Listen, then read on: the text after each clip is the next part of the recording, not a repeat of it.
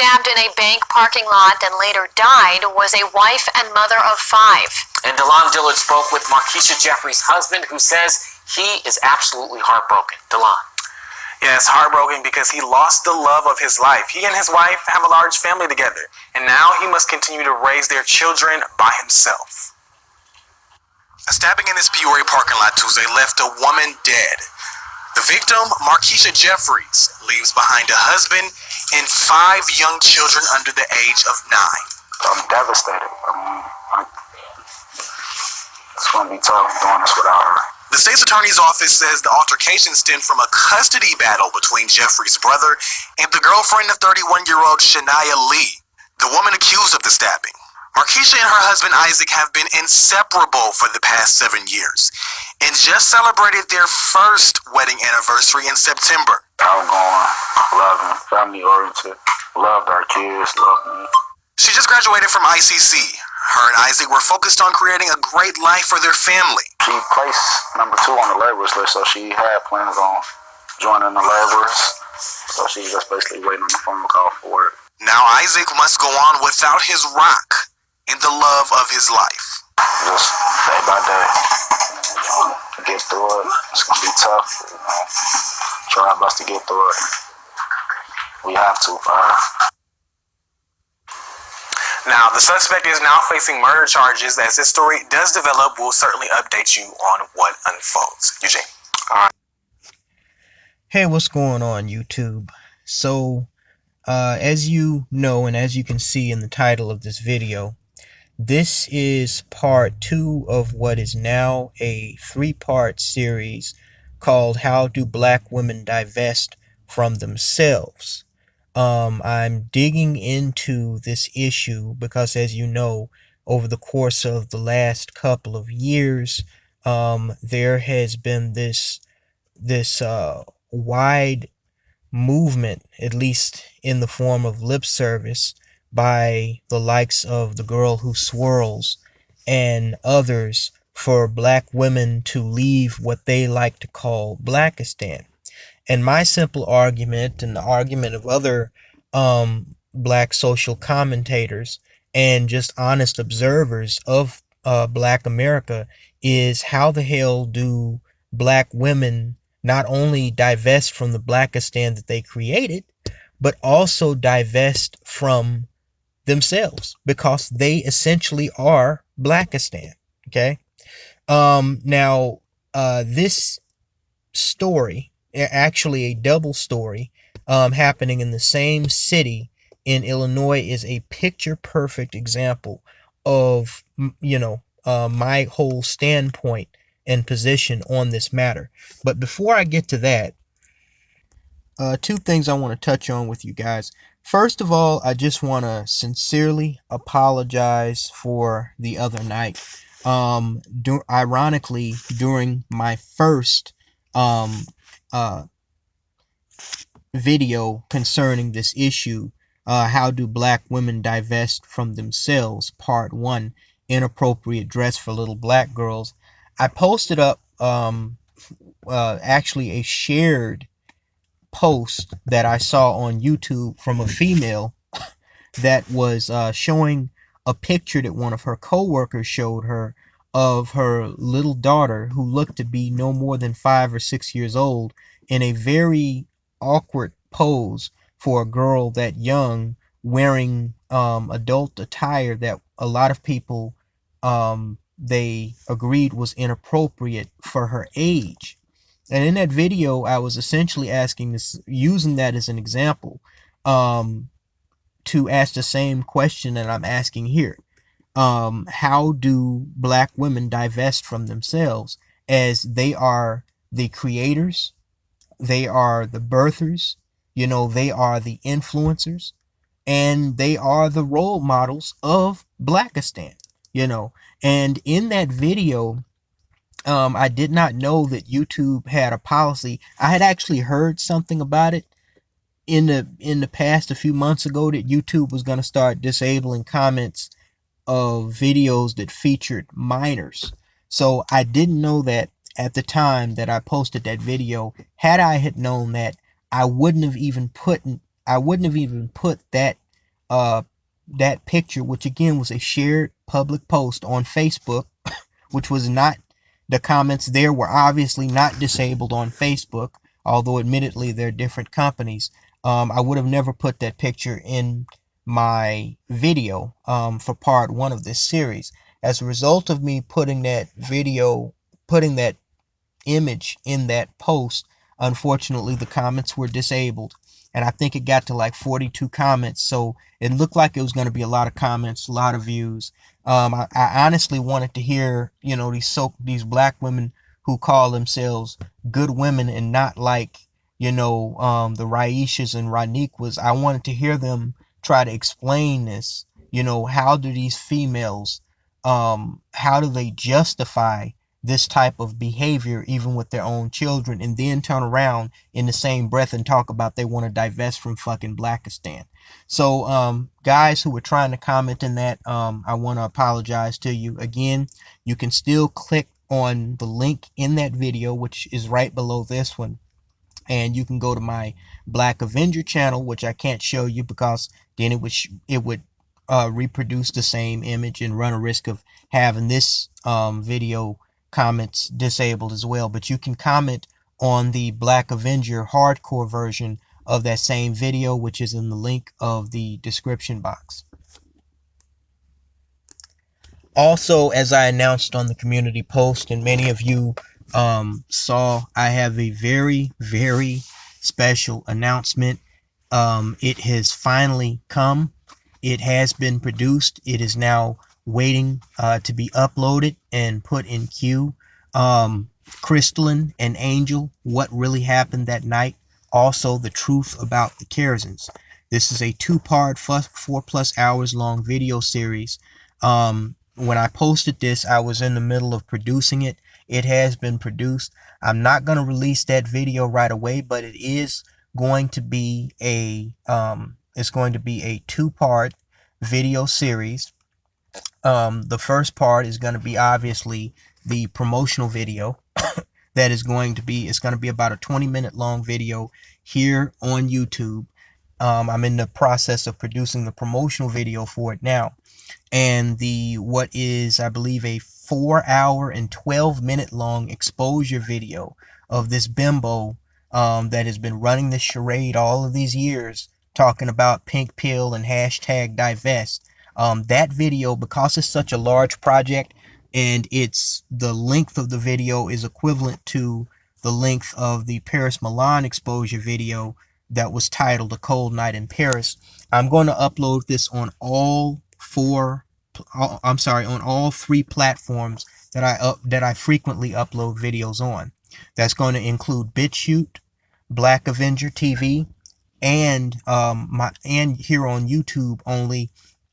Like the Paris Milan exposure video, the Crystalline Kerzin exposure video is going to be uploaded on my alternative channel, which is in the link in the description box. Obviously, I will be posting a promotional video here when I do publicize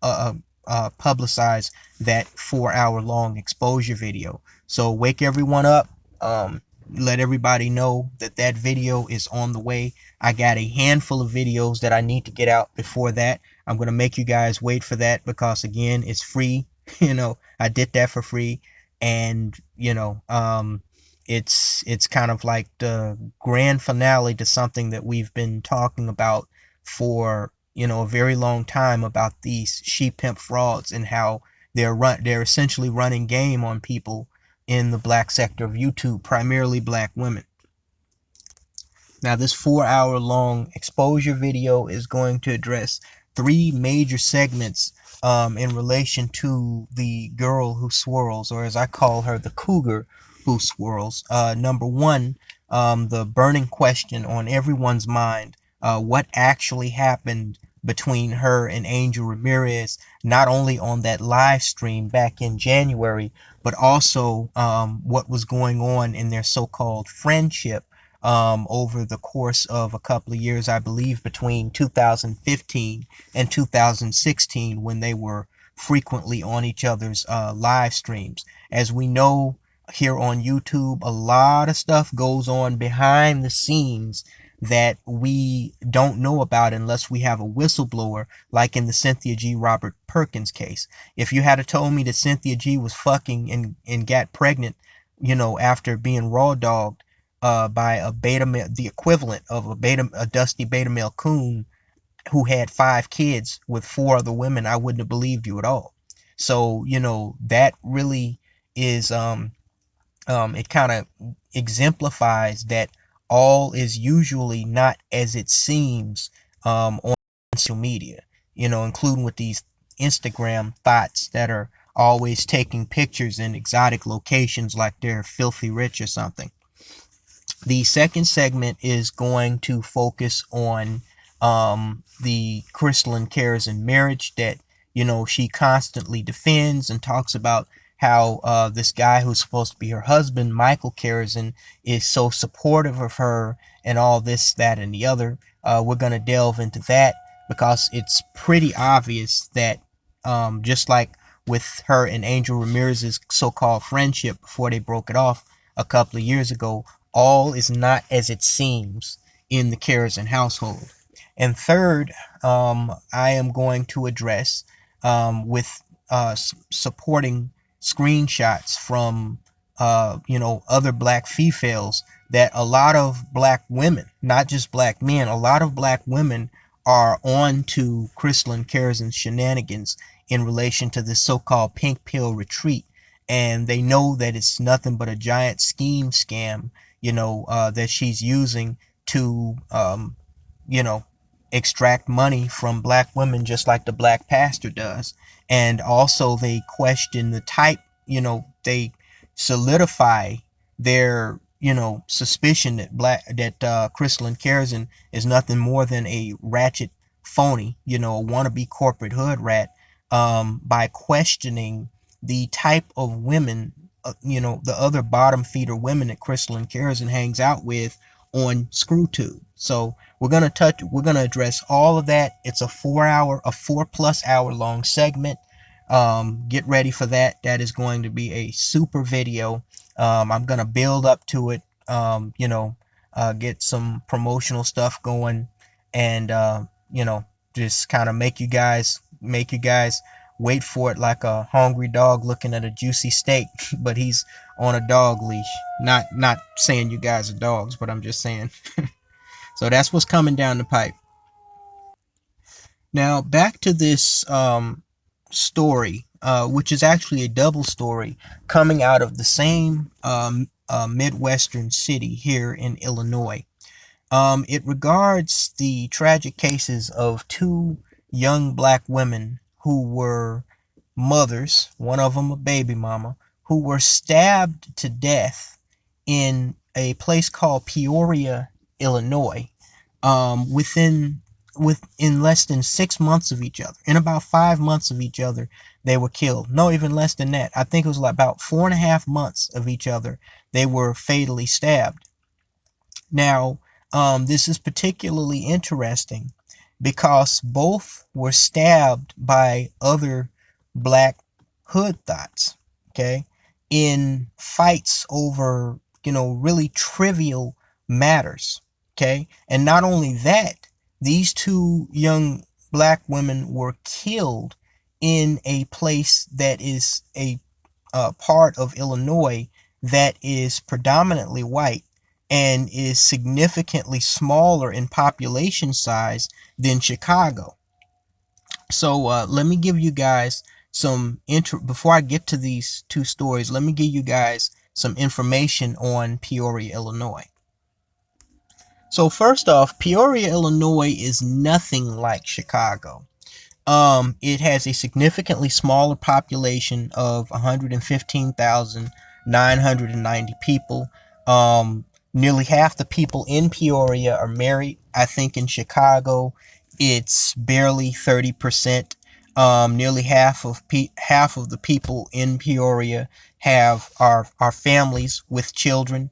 And what's more interesting about Peoria is that Peoria is 60%, almost 61% white, and only 26% black.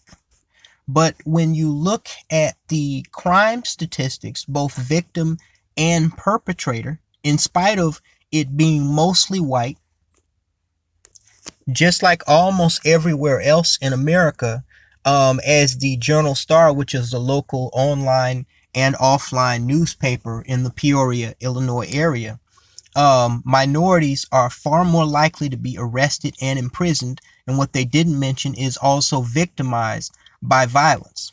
It reads here in the Journal Star that last year's report by 247wallstreet.com listed Peoria as one of the 10 worst metropolitan areas for African Americans in the United States, and it raised eyebrows.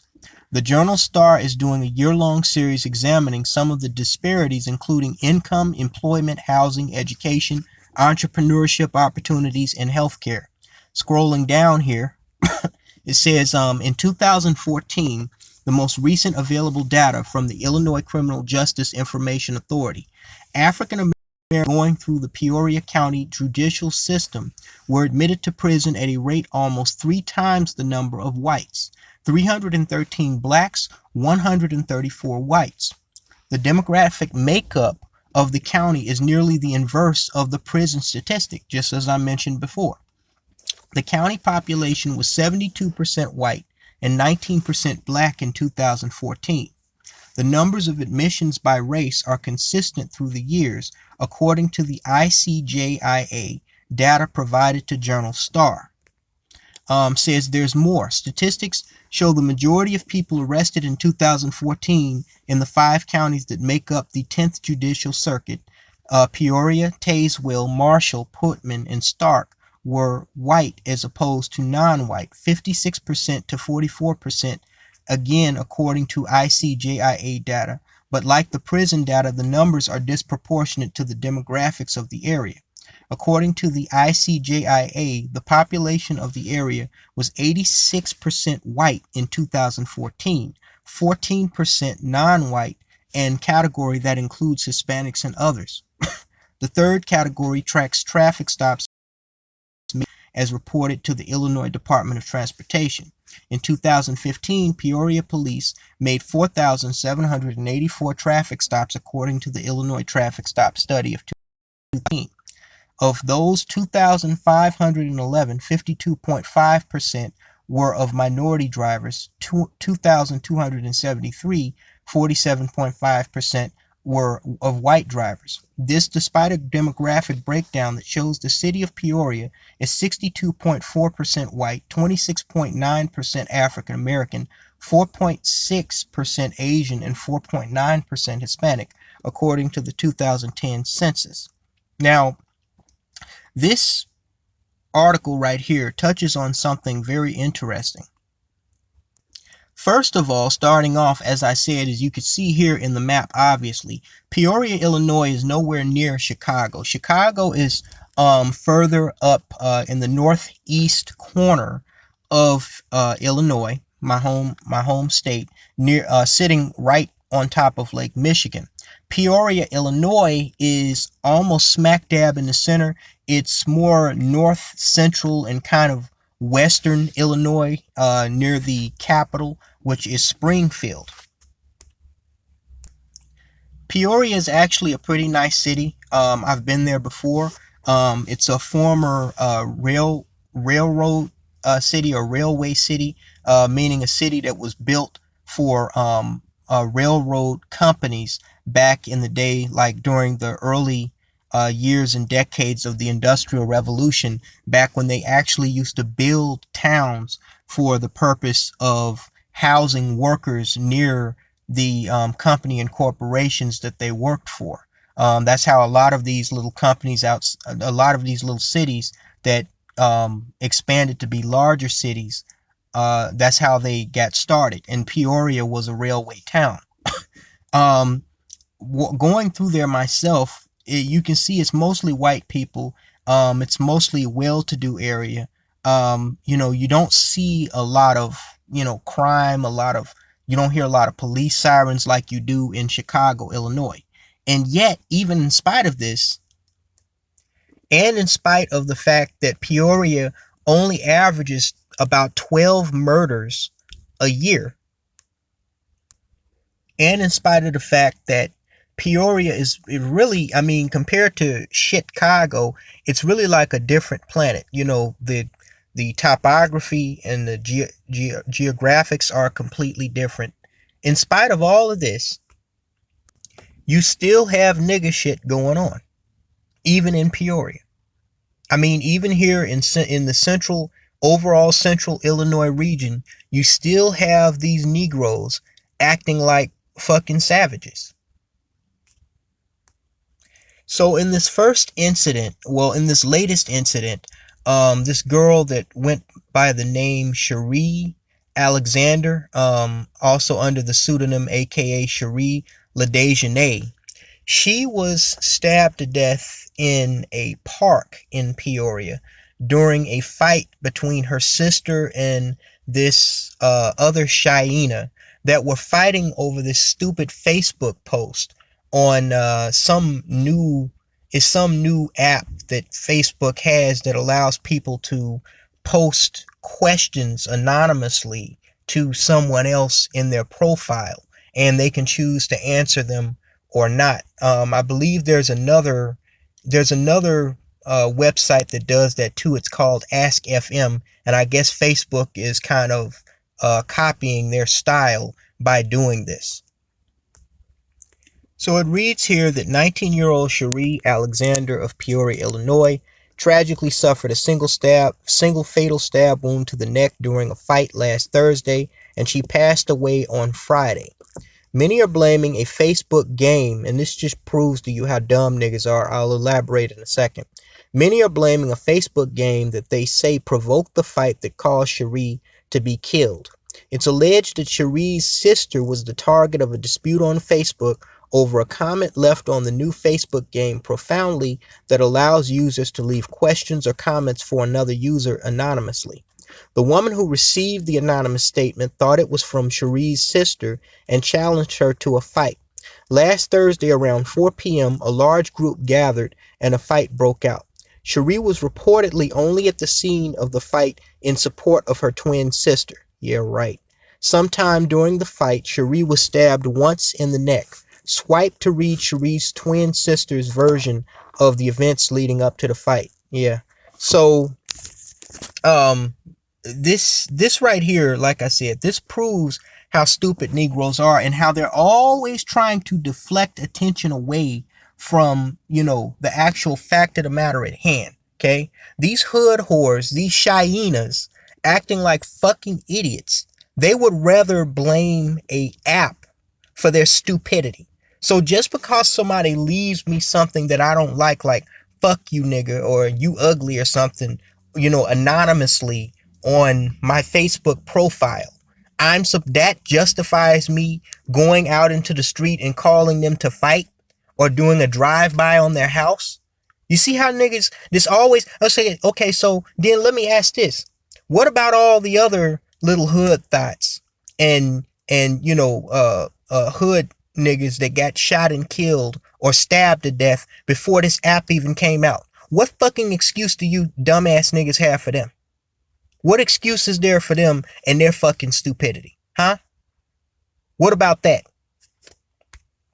So here you see the twin shitster of this female that was killed, this baby mama that was killed, talking about, I'm not doing this. Y'all came to my job harassing me, trying to fight me over a boy. Y'all made posts telling me, what is it? Why is it if it's niggas fighting and killing each other, 9 times out of 10, it's over some bimbo? If it's females fighting and killing each other, 9 times out of 10, it's over some thug dick. What is it with these niggas? I remember the last time I was up in Chicago about 2 weeks ago, I was in a FedEx store and these 2 hood rats were working there. And when their supervisor turned his back, and I was out filling out some paperwork, they were showing each other something on one of their phone, talking about some nigga and how cute he was. I mean, this is the only thing that evolves around these niggas' skull is dick and pussy. That's it. That and getting their hair did and their nails did. That's pretty much that's the sunrise of their fucking morning. and the sunset of their night. I mean, there is nothing else of significance in their worthless lives. And it's really sad. This idiot whore is talking about, y'all call me scary because I didn't want to fight no one over no boy. Y'all kept picking with me, but I party a lot. So in my mind, I'm thinking, quote, I might as well fight her now instead of getting caught at the club all cute and drunk lacking. Wow. Wow. The girl I fought got beat up by me 3 times, fair fight, and we walked away. I guess y'all couldn't take that. My sister was an innocent bystander. Idiot didn't even spell bystander right. That was there for her sister just in case the fight wasn't fair. Y'all stabbed my sister for no reason. No reason at all. Don't go playing victim now that she is gone. Rest in heaven, best friend. I'm so sorry.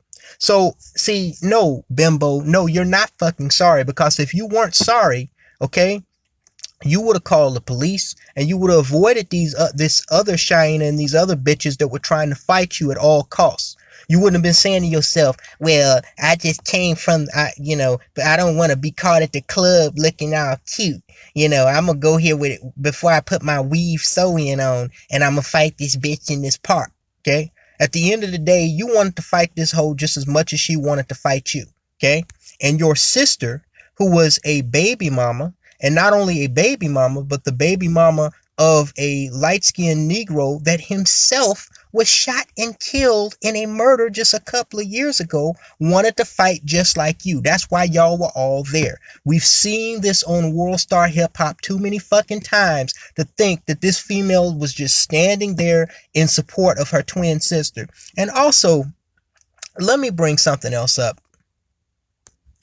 If you have a twin that you know is either dumb as hell or about to get into some shit, it's probably not a good idea to be going to where there's drama, because there's a good chance and possibility that if, things get really hairy, you might wind up catching it because the person might mistake you for them.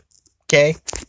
So they're saying that she was just an innocent bystander, which I doubt. I've seen these females fighting and acting like SHyenas all over the fucking place, okay? But the fact of the matter is, she has a twin sister. Somebody pulls a knife, y'all both look the same. I mean, that's just, somebody's gonna get fucked up in the game right there. And since, they can't pick one of y'all from the other, I mean, there's a good chance that the person that they weren't actually after might get it. Though, quite frankly, to be completely honest with y'all, I think she was fighting and pulling weave and getting her weave pulled just like her ratchet thought sister and the female that was fighting them, to begin with. And that's probably why she got stabbed. I just don't see her standing off, in the crowd, and egging her sister on, and some female pulled a knife at random and just, ran over from, fighting her sister and just randomly stabbed her in the neck. That's bullshit. So if we scroll down here a little further and finish reading this, it says Jatara Johnson, 29, turned herself in to Peoria police yesterday and was charged with first-degree murder in connection with the death of Shari and aggravated battery for stabbing another teenage boy. He was also stabbed during the fight last Thursday. Her bond has been set at $1.5 million. Niggas, I told y'all see these females acting like SHyenas, as I call them. Stay out of it. Stay away, stay out of it. I know this Negro that got stabbed probably couldn't stay out of it because he was a beta male savage. But, for those of you black men, you see a group of these SHyenas, these are not the same females as, your great grandmother's generation that at least tried to appear on the surface of having some manner of class. Okay? The only thing that separates a lot of these females from men is that they have a different sexual organ between the legs. Okay? When it gets to going down, all this fighting and drama, some of them will kill you just as quickly as a nigger. So it says, Cherie's family said she was a very giving person and to continue her legacy of giving, they the gift of life to others. Cherie left behind a 3-year-old daughter, which means if she was 19 years old, then she had that baby when she was 16 years old, who is now without both parents, as the father, Devin Lee, 18, was shot and killed in 2016. This is something else I talked about. And this is Devin Lee, her baby daddy, who was shot and killed 3 years ago. I talked about this before, about how there is not only a underlying issue with mental illness in the black community, there's also a culture of death in the black community. I can guarantee you, of the 12 annual homicides in Peoria, and when you compare that to, like 600 or 700 homicides in Chicago, I can guarantee you that 8 or 9 of those homicides, if not 10 or 11 of them, are black people. Okay? And, just 2 of them within the last 5 months was this female and another female also stabbed to death by a Hyena over some stupid shit in the same little ass railroad town. Okay? So, well, first of all, I'm just painfully curious. What was he murdered about? Probably some shit that didn't amount to nothing, just like Nipsey Hussle. Let's just see, what was he murdered about? What was his crime? Stepping on a nigga's Timberlands? Let's just see for ourselves. So this happened 3 years ago, but I'm just curious, why did Devin Lee, her baby daddy, why did he deserve the death penalty? This should be interesting. It says Peoria. 2 men were shot this weekend in Peoria. Died Sunday, according to authorities. Edward Moore, 22. Damn, he was shot on the same day practically as another nigga. And see, this is what I'm talking about. But they want to blame this shit on an app. So what happened with her baby daddy and this other random Negro in Peoria, a place that has only an annual count of 12 homicides a year, and 2 occurred on the same day of 2 different Negroes? Was it the Facebook app then? No. It's the fact of the matter that these black females hatching out these children with these thug ass niggas, and no credible, accountable, mature adult male figure in front of them. This is the reason why they are, ahead in all of the negative, crime statistics. This is the reason why they are ahead in the homicide victim statistics. Okay? Because they're always in the wrong place at the wrong time. They prefer it. Always getting into some shit. Always being around some shit that they ain't got no business being in. Says Edward Moore, 22, with no known address, was pronounced dead at 11:20 a.m. at OSF St. Francis Medical Center from a gunshot wound, according to Peoria County Coroner Jamie Harwood. Devin Lee, 18, also no known address, was later pronounced dead at 3:15 p.m. at OSF St. Francis Medical Center from a gunshot wound. Damn, they died within hours of each other. And I don't even think they were part of the same shooting. Like they get shot in the same place. Says Moore was found in the 2400 block of West Grinnell Street after police responded to a shot spotter alert about 3 a.m. Sunday. An autopsy is scheduled for him on Monday. Lee was found shot after police responded about 1 a.m. Saturday to a shooting in the 1800 block of North Indiana Avenue. 2 19-year-olds also were found shot, but police said their injuries were not considered life-threatening. Lee's autopsy is scheduled for later this week. So again, and it says below this, police responded to a report of another shooting that earlier that afternoon. Okay? So, this guy, he was probably shot over some stupid argument over something that probably didn't amount to nothing. Okay? So, you can blame it on whatever the fuck you want. You can blame it on a Facebook app. You can blame it on a video game. You can blame it on the music. At the end of the day, there's too many of these little thought-ass hoes having illegitimate children with no account niggas, okay? And with, no father figure, no male that actually knows how to and is being a mature adult present, okay? So right there you have a 19-year-old female, dead of a stab wound, you know, involved in a fight with her sister of some other female idiot that thought that she was talking shit about her online, so that somehow justified violence. And just 3 years earlier, her baby daddy was shot and killed in the same tiny ass railway town that's mostly white, okay? That on the same day as 3 other niggas that got shot in completely separate incidents in a town that only averages 12 murders a year. Is that, can I ask y'all, is that the result of white supremacy? Unless y'all believe that white people are painting themselves in blackface and going around just randomly shooting niggas to try to appear like they're black, this is y'all's fault. Again, I ask black women, how do you divest from yourselves? And I love how these idiot hoes, these liberal news media outlets, they always have one of these idiotic, SHyenas trying to explain the situation that happened as if there's any explanation for this fucking foolishness that leads to all this violence and death and, niggas getting locked up. And what these idiot whores don't realize is their children are actually watching this, okay? If they're not observing you, their baby mama, involved in some mess, like fighting out in the street, acting like a bunch of niggas, pulling each other's sew-ins off or extensions off, then they're seeing that somewhere else in their environment, when they're at school, when they're walking home from school, when they're on the bus, when they're looking at other baby mama SHyenas fighting and acting like fucking idiots. This female here, she called herself trying to explain the fucking fight, talking about before everybody gets on here lying and trying to make a truth, we never wanted to fight. Shatia didn't want to fight Alexis from the jump because all she wanted to do was fight over a dude.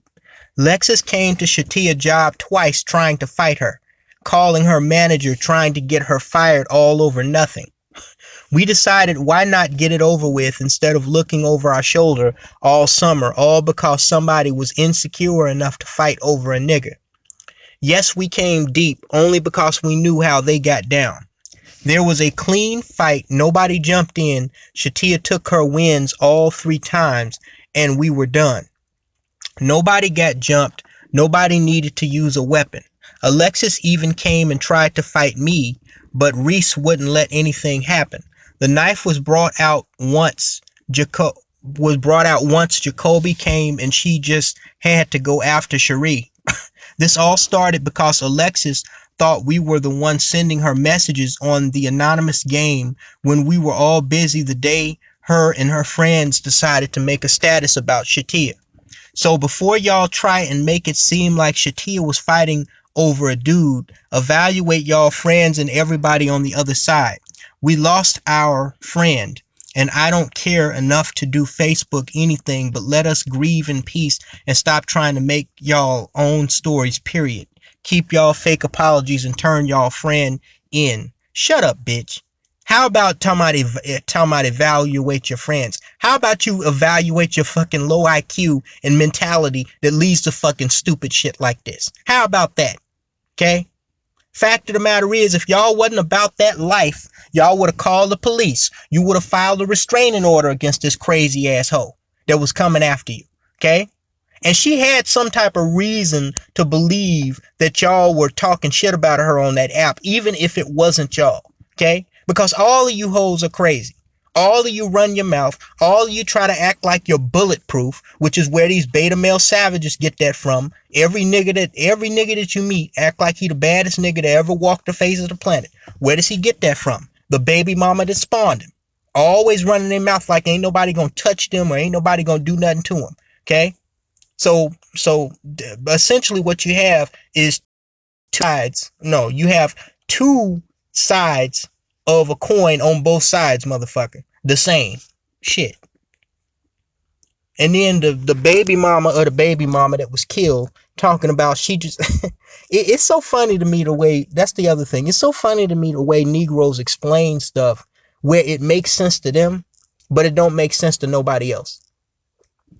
This female that is supposed to be the mother of this Cherie Alexander says she just had her nails, hair, and toes done. She wasn't fighting. She doesn't have a scratch on her from the fight, said Sharice Abbey, the mother of Cherie Alexander, who was pronounced dead at 2:05 p.m. Friday after being stabbed in the neck the day before. Again, what does her getting her nails, hair, and toes done have to do? Okay, so let me show you how stupid this is. Now, Cherie Alexander, aka Cherie Lenasia, she just had her hair, nails, and toes did. So she don't have a scratch on her because, like her sister said, she wasn't about to go to the club and look all cute, and then get in a fight. And yet, she, in spite of having her hair, nails, and toes did to go to the club and look all cute, she still showed up at this fucking fight. She still showed up to jump in if her sister needed her, or if she felt like, her sister was, needed her. So she still showed up for this fucking fight. And what do you want to bet if it wasn't her sister, if it was just one of her homegirls, she would have showed up at the fucking fight? What if you want to bet if it didn't have nothing to do with her, she would have showed up at the fight? Because that's what these SHyenas and these thought bots do every single day. You think this was Cherie Alexander, aka Cherie Lenasia, or her twin sister's first rodeo? This is what these hoes do. This is what they do. And you scroll down and look at her last post, right? I think on the same day that she was stabbed to death. It said it's a repost of someone that says, stay away from people who play victim for shit that they caused. Wow. What words to eat? So you're co-signing with someone who says, stay away from people who play victim for shit that they caused. But you're willing to jump in a fight. You're willing to join a fight, go to a place for confrontation of someone who mistakenly, that y'all claim, mistakenly was accusing your sister of bullying her online. Isn't that interesting? And down here you can see all the people paying homage. You see some of these comments. But again, you have to ask yourself the legitimate question when you see shit like this. The same question I ask myself. How do black women divest from themselves? How do you do that, black women? Y'all are the root cause of this shit. Now, some people, they believe in the African proverb that says that a culture can rise no higher than the moral position of its women. If your moral position is to act like a SHyena and a fight bot, warrior, savage, you want to be just as savage as the dudes in the streets. You want to act just like the dudes. If that's your stance on life, if that's how you want to get down, how then do you expect your children who look at you, they learn the first things that a child learns? It's actually been proven that most children will learn, even in two-parent homes, will learn to say mama before they say dada. Okay? So if your child is learning off of you how to be a savage, as you Negroes say yourself, then what do you expect is going to happen when that child gets of age to where they can actually do damage, where they can actually be put in handcuffs, where they can actually be outside of your protective care and be harmed, and get into fights and all other manner of stupid shit? What do you think is going to happen? They're going to mimic the environment and the person who influenced them, their mother. They talk about how these hoes try to get their nails and toes and hair did to look all cute and all feminine, but it doesn't hide what they are on the inside, which are thought bots, which are Shyenas. I mean, what other explanation do you have for this? Really? Seriously. You can dress yourself up to look cute, you know, but at the end of the day, you're just as ratchet and reckless and thirsty for dick as the next thought. And look at this thing that actually killed Sheree Alexander. My God. They say that that's a woman. They say that that's a female. Jatara Johnson. I'm going to leave that alone, but it looked like a nigga that did a drive-by on my house before. God damn. Wait a minute. This thing, wait, I got to get a better picture. Hold up. This mental patient looking motherfucker was fighting over another girl over a boy. And you know what's frightening? And I made a community post about this, about how different these broads look when they put all that fake up on and that weave. I bet this whole look like what a lot of you niggas would call a dime piece when she get done putting all that shit on. As Sheree Alexander's sister said, I didn't want to get in a fight, with this bitch when I, getting caught looking cute at the club. Which that right there just confirmed that these females know that a lot of them don't look like shit unless they put all that shit on. I do wonder how this chick would look with all that fake up and all that weave on. Because what I'm looking at now, if a female like this was fighting over me with anybody, I would probably take a jet out the country or move to another state. And what's completely crazy is that this Sheree Alexander fatal stabbing that happened back in mid-April, it happened March, February, January, December, November. Yeah, about 4.5 months after another baby mama was stabbed. Well, she was married, but she had 5 kids and they had only been married a year.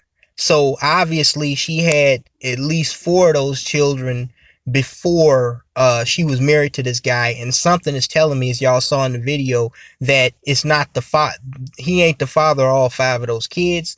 If I stand to be corrected, I stand to be corrected. But a 31-year-old woman with 5 kids, she probably had the first one in her mid to late teens. Something tells me he's not the baby daddy of all of those kids. But nonetheless, this woman, Shania Lee, 31 years old, was fatally stabbed by this jealous bitch who's just as ugly as the one that stabbed Sheree Alexander. When we scroll up and look, god damn. Didn't I tell y'all, man, these ugly hoes, man, they going off. Y'all remember the chick that killed the pastor? Remember the way she looked? She looked like some type of demon had got in control of her damn brain. She was hideous. And that chick that murdered the black guy, she chased him down and shot him to death in Oklahoma, the Arby's manager, she was ugly. The chick that killed, what's her name? Sheree Alexander was ugly, and now this chick is ugly.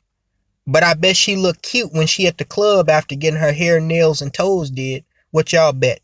I bet you wouldn't even be able to tell this was the same female when she get done putting all that fake up and other shit on. What you bet? So this woman fatally stabbed, what's her name? Yeah, Shania Lee back in late November. And this was over a custody battle. Let's read this shit. Says a 31-year-old Peoria woman has been arrested. Police say she killed a mother of 5. Tuesday, November 27th, around 1:47 p.m., police say they found 3 women in a parking lot in the 4600 block of North Brandywine Drive. Why is it always a park or a parking lot? That's the other thing that I don't fucking get. Damn, if y'all hate each other that much, why don't you just go to like a fucking MMA gym, pay a couple of bucks and get in the damn fucking ring and spar with each other or something. Why is it always a park or a parking lot? Jesus. Says one of the women, Markeisha Jeffries, was gravely wounded from the stabbing. The suspect's name is Shania Lee. My bad. She's 31, was taken into custody at the scene and brought to Peoria Police Department to be interrogated by police. Lee was then arrested for murder. Police say Lee was also arrested for mob action and battery in an unrelated incident. Oh my God. So she was involved in some other dumb shit before she stabbed this woman with 5 kids to death? What is wrong with these bitches? And y'all talking about y'all want to divest from Blackistan? How do you divest from yourself? Markeisha Jeffries was transported to a local hospital with life-threatening injuries shortly after she was pronounced dead from her wounds at the hospital. According to court records, Lee appeared in Peoria County Court on Wednesday. She faces 60 years in prison if convicted. Yeah, keep that ugly hoe behind bars, man. Her bond is $1 million and her next court date is 2 days after Christmas. Markeisha Jeffries had an order of protection against Shania Lee. And see, this is another thing that I want, the likes of Paris Milan or Egypt Ann or Cynthia G, Crystal and Kerosene. This is another thing that I noticed that they don't address. They always talk, well, Egypt Ann, she started addressing it recently, but most of them, they won't talk. They always talk about how violent these niggas are. What they don't talk about is where these niggas got the idea of being violent towards other niggas and towards these females that they're in relationships with or that they're related to. They get it from observing not only the way black women treat black men, but the way black women treat other black women. Okay? These hoes are, always trying to unify against us, sisters overcoming stereotypes and divest from Blackistan and all of this shit. When the truth of the matter is, black women hate other black women about as much as anybody else does. Actually, more so. Because these hoes are always jealous of each other. And it's always some shit over some dick or some pussy getting somebody killed or beat up or jumped in the so-called black community. I mean, this is fucking ridiculous. Says, homicide arrest. November 27, 2018 at approximately 1:47 p.m.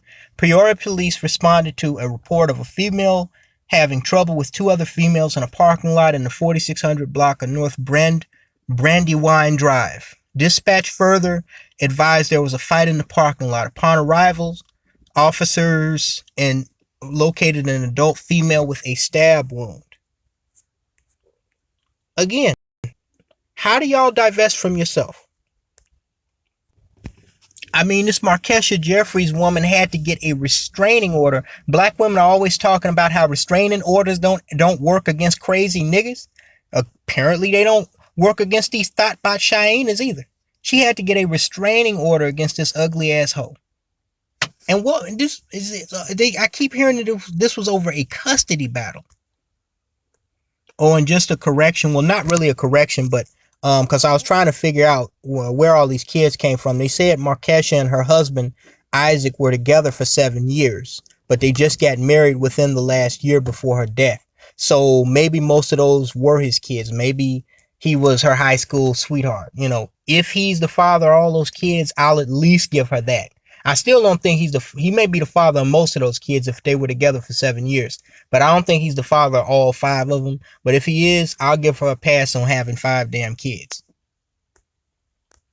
And didn't I do a live stream a couple of, I think like a month or so ago about, black men and having the trouble and the hell that they go through trying to gain custody of their own children. It said this entire fight stemmed from a custody battle between Jeffrey, the Markeisha Jeffrey, the woman that was killed, her brother, and the girlfriend of 31-year-old Shania Lee, the woman accused of stabbing. So wait, let me try to figure this out. Jeffrey's brother, okay. So his brother must have been at one time dating and fucking. Wait a minute. No. They're saying, wait a minute. Okay. I knew this shit didn't make sense. Okay, so now I think this is making sense. I think this is making sense now. So what they're trying to say is that Markeisha Jeffries' brother had fucked and impregnated the girlfriend of this female who was a lesbian. So at some time after having a child with the brother of Markeisha Jeffries, this female, she turned into a lesbian and started dating and fucking this woman. And so this woman called herself standing up for and going after this man who was likely in a custody battle with her girlfriend, who was the former girlfriend of the brother of the woman who was stabbed to death. You see why I stay away from around niggas? That shit don't even make sense. That shit don't even make sense. What the hell is wrong with these niggas? God damn. Wow.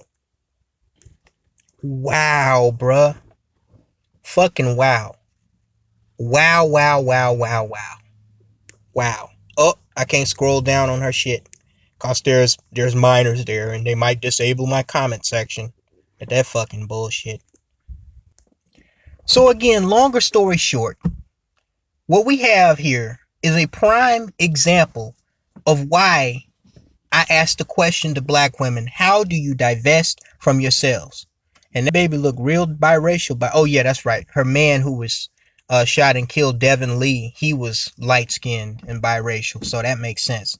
But right here, what you have are two black women, two black females that are killed after getting into fights with two other SHyenas Fatally bots over some stupid crap. Okay?